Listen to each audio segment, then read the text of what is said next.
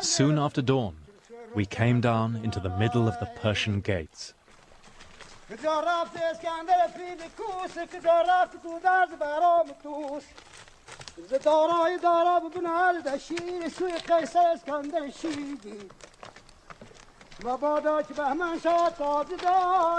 Alexander's desperate gamble had paid off. By the early hours, his night march had taken him right round to the back of the pass, behind the Persian position.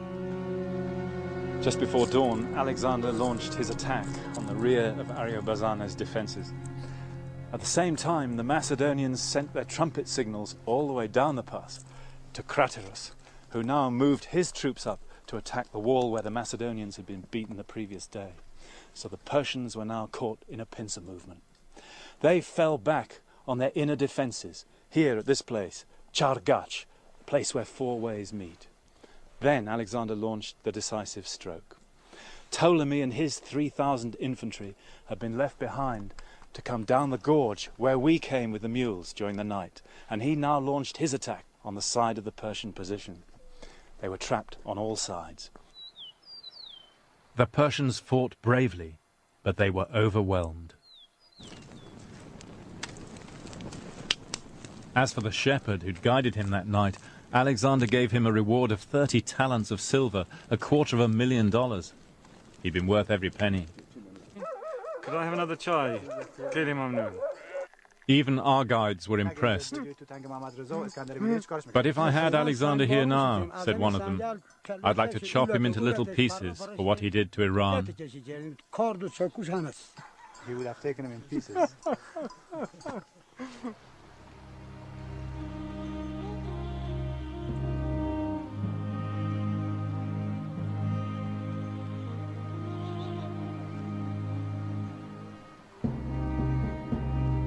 The road to Persepolis lay open.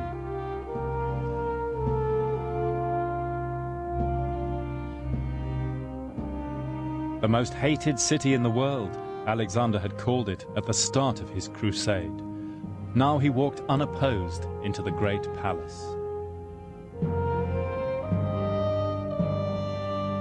In these vast reception halls, 10,000 courtiers had used to gather to greet the Persian New Year.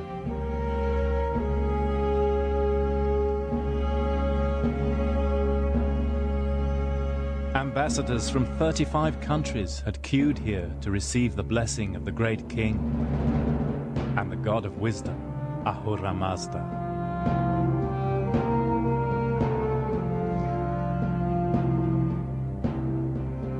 Here had come Ionian Greeks bearing gifts of dyed cloths and beehives.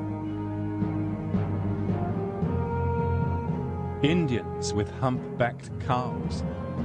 Scythians from Central Asia with gold and fine clothes.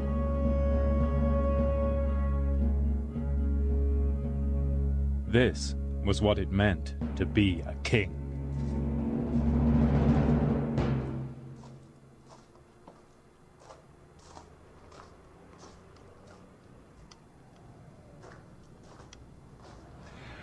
Here in the royal apartments, Alexander would have seen images of the great kings from the Persian past.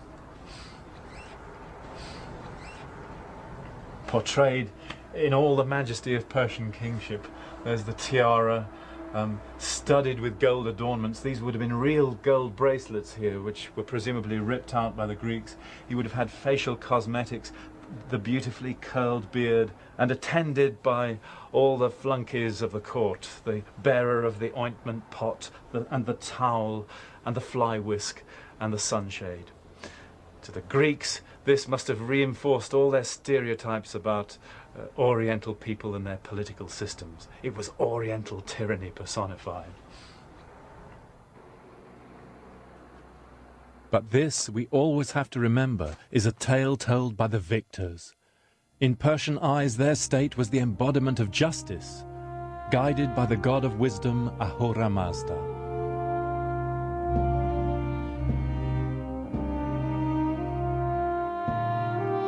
Alexander had moved on Persepolis so fast that he found the treasury intact, 3,000 tons of gold and silver bullion, more than the reserves in Fort Knox.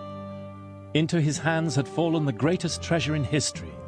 He could finance any war he wished now, even to the ends of the earth.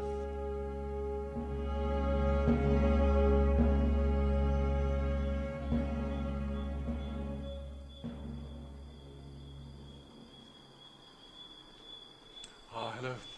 Thank you very much. Thank you, that's lovely. Good night. Good night. That night I stayed in the old hotel below the palace ruins, just where Alexander must have pitched his tent. He waited here now for 3 months. Darius was still at large in the north, and no Persians came to acknowledge Alexander as king. There were arguments among the Greeks about what to do next, especially over the palace, the symbol of Persian power. Some thought the crimes committed by the Persian kings in Greece 150 years before required further punishment. No one knows precisely what happened next, but the legend told by the Greek historians was so famous it has become fact.